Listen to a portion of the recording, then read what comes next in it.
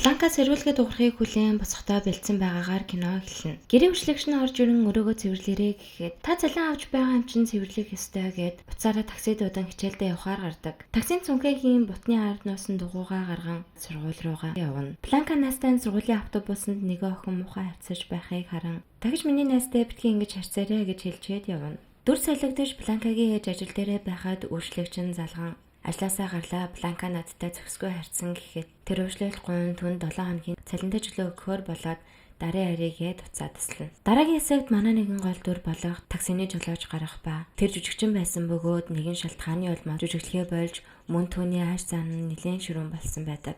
Бланка ажилд харан гэртээ ирж дугуйгаа нуун ортол үржлэгч нь аль хэдийнэ явсан байдаг ба тэр юм мэдчихэд унтаж байхад ээж нь ирээд үржлэгч нь ажлаасаа гарна гэсэн тул түн 7 хоногийн амралт өгсөн гэд Бланка гişээлд нь өөрөө хүргэж өгөхөө хэлнэ. Энэ үед манай жолооч нэлээд согтуу харих гэж байхад рестораны ажилтан машин ханд үлдээгээд такси дуудаад хайргээд түүнийг явуулна. Маргааш өглөө нь болж Бланкаг ээж нь хичээлд нь хүргэж өгөөд түүнийг машины хаалга хаа гэд урлаж байхад сургуулийн хүүхдүүд харан шивнэлтэн. Нэгэн хүү Бланка дээр ирэн энэ тэмцээнд орооч гэд нэгэн тэмцээний танилцуулга харуулхад миний нас өрөхгүй болохоор орохгүй байх гэхэд нөгөө хүү өөрт нь зарим нэгэн техник зааж өгөөч гэн. Бланка түнд чи түүнийг хийж чадахгүй гэд тэд маргалдаад нас дайн тэмцээнд орохгүй гэхэд найз нь түн шагналын мөнгө нөх юм байна гэд гуйна. Манай жолооч руу найз нь залган офс дээр яралтай иргээд түнд энэ жүний танилцуулга гэд өгөн түүний нэгэн продюсертэй уулзъя гэд тусахгүй байхад нь дагуулan явна. Продюсер дээр ирэхэд тэр нь Бланкагийн ээж байх ба түүнийг ямар ажлаар явж байгааг асуун танилцуулгыг нь авдаг. Альбертогийн найз нь өөрийгөө түүний менежер гэж танилцуулаад түүнд ажил асууж өөрийн нэрийн хуудасаа өгнө. Тэдний хичээл тарахад Бланкагийн ээж ирж авах ба тэр ээжтэйгээ юм ярьдаггүй тул найз нь түүнийг ээжээсээ асуу гэж байгаад өөрөө тэмцээний талаар асууна.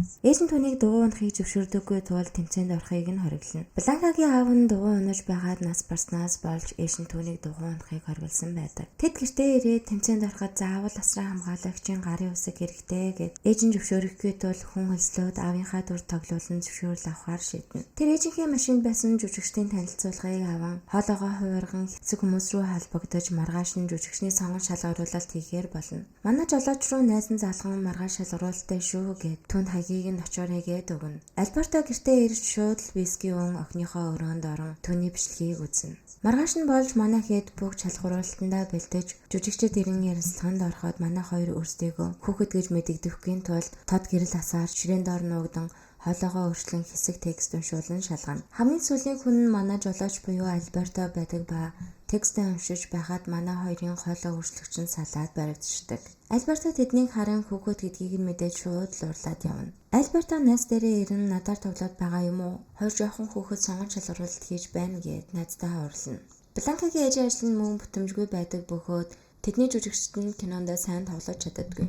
Бланкагийн ээж оройтох тул таксидад хараарай гэж хэлүүлэхэд тэр Альбертог таксины жолооч гэдгийг санаад түүнийг олох гээд хэдэн харуу удаа таксины жолоочтоос хайж эцэст нь олон түүнийг дуудана. Тэд үсээ хувирган машинд суусны дараа түүнээс төрөл бүрийн асуулт асууж байгаад үнэнийг хэлэн ганцхан гарын үсэг зураад өгөөч гэж гуйна. Жолооч тэднийг хүрэгчээд явах гэхэд найз нь түүнийг аавгүй талаар хэлэн гуйхад Бланка дахин миний талаар хүнд битгий яриарай гэд найздаа урлана. Бланка бэлтгэл хийх газраа ирээд бэлдээд алцаар л байдаг. Түүнийг харан шоолж байгаа сургуулийн охин дээрээ ирэн юу нинэдтэй байна гэж урлаад дахин оролттол чаддаг ба тэр шууд л нөгөө охин руу очин чи яг одоо үүнийг хий амархан байгаа бистэй гэд түн рүү тайрна. Альберто тэднийг машинд суугээд гэрт нь хүрэгчээд явхад манай хоёрыг дугуйгаа нууж байхад ээж нь ирээд юу хийж байгаа талаар асуухад найз нь бас л худлаа хэлж чадалгүй дугуй байгаа гэдгийг хэлждэг. Ээж нь Бланкаг дугуй унаж болохгүй гэж уурлаад надад ямар нэгэн юм хэлэхгүй юм уу гэд дугуйг нь хайчихдаг. Бланка сургууль дээрээ ирэн нөгөө хүүгээс тэмцээн дээр өөрийнх нь дугуйг ашиглаж болох уу гэж асуухад бид нэг зэрэг гарна байх тэгэхээр боломжгүй гэхэд Бланка чи надаас хайгаад байгаа мүү гэд түнтэй маргалдан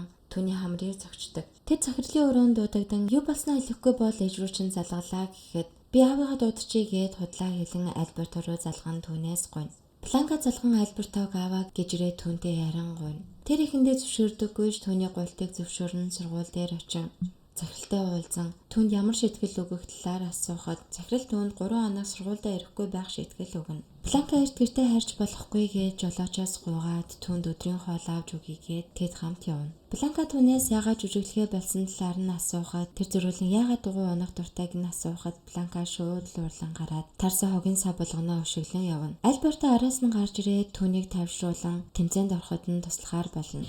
Бланка тэр үед аль хэдийнэ оройтсон ээж нь түүний дугуйг хайсан талаар хэлж тэд мөнгө цуглуулахаар болно. Альберто түүнийг гэрт нь хүргэж өгөөд маргааш 7 цаг 30 минутанд сургуулийн гадаанаас авъя гэд явна. Альберто гэртээ харж хөргөжөө онгоолгоод яг виски уух гэж байснаа болон ус уугаад охиныхоо өрөөнд орон дугуйны үн судалж өөрөө мөн таксинд явна түүнд туслахаар болно. Маргааш нь болж Альберто түүнийг авахад Бланка шууд л машинд орж ирээд өөрт байгаа мөнгөө илгэхэд Альберто түүнд хүнтэй уулзаад заавал эхлээд мэдлэх ёстой гэж хэлээд мөнгө олох санаа байна гэд явна. Альберто гудамжин жүжиглэх санаа олсон байдаг ба шууд жүжиглэж эхлэхэд Бланкад маш тухгүй санагдаж бүр хайсандаа болоод үлнэ. Тэдний санаа нь амжилттай болж бага хэмжээний ч гэсэн мөнгө цуглуулж чаддаг ба Бланка түүнд санаагаа эхлээд дэлхий яасан юм бэ гэд та жүжиглэхээ санаж байна уу гэд яагаад жүжиглэхээ болсон талаар нь асуухад Альберто бас л хэлж чаддаггүй. Тэр үед Бланка ээжийнх нь эрэг цаг болж байгаа талаар хэлэн тэд явна. Бланка гэртээ ирэхэд гэрийн үйлчлэгч нь ирсэн байдаг ба түүнийг оройдлоо гэд мөн түүнийг танихгүй эрэгтэй хүнтэй явж байна гэд уурлана. Бланка түүнийг жүжигчин гэж танилцуулаад асуудалгүй өнгөрнө.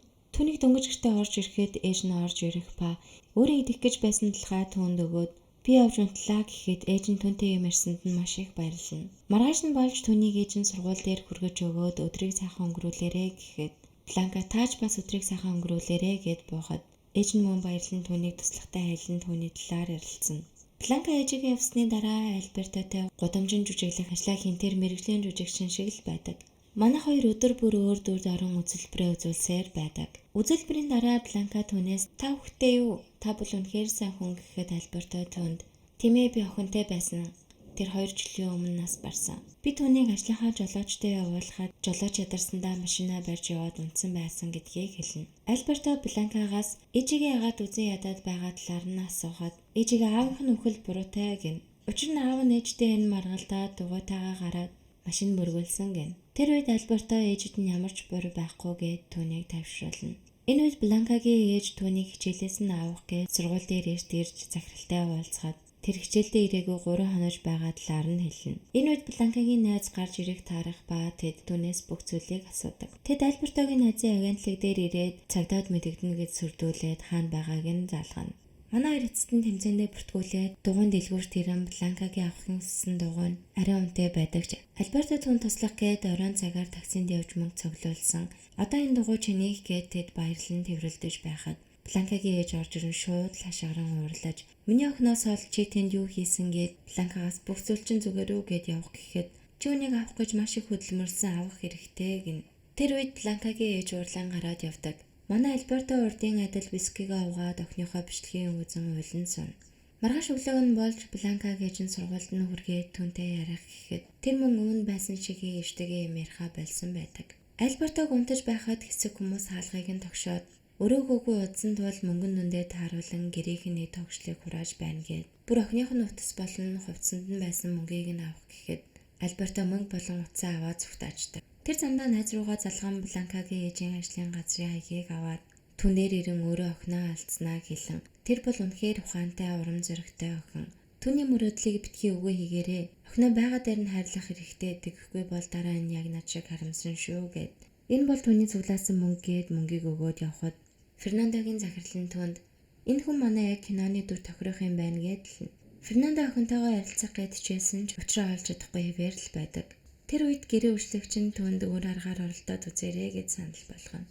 Фернандо Альбертотой уулзах гээд гэрийнх нь хаалгыг найзаар нь онгойлгуулж ороод түүнээс гуйх зүйл байна. Бланка надтай 2 жил юу ч яриагүй. Харин чи түүнийг маш ихээр үржилсэн гээд түүнээс уучлалтгүй түүнийг тэрнэн туслахыг хүснэ. Фернандо гэртээ ирэн Бланкатай ярилцах гэсэн ч тэр ярилцахыг хүсдэггүй. Тэр үед Альберто орж ирэн түүний найз болон ээжтэй нь хамтраад Бланкагийн талаар богино хэмжээний жүжиг тоглон харуулж түнд үзүүлэн түүнтэй ярилцсан.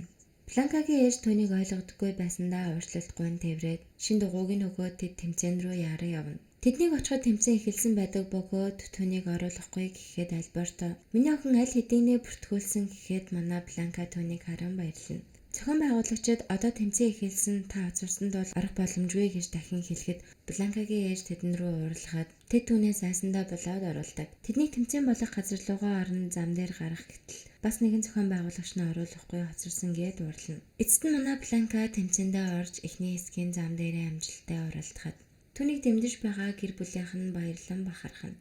Дараагийн ээлжийн дугуйчид уралдаж дуссныг дараа 2 дугаар шатны шалгаруулалт эхлэхэд нөгөө сургуулийн хүүхэд нь бас 2 дугаар шатанд орохоор болсон байдаг. Сүүлчийн шалгуулалтын уралдаан дээр манай Бланка төрүүлж яваад яг гараанд орохын өмнө нөгөө сургуулийн хүүхэд нь мөргөлдөн дугуйнаас сонсоод шууд л буцсан нөгөө хүүд тослон дугуйныхаа ард зогсоогоод авч явдаг. Тэднийг бариандаа ороход бүгд тэднэр бахархан тэрвэрнэ.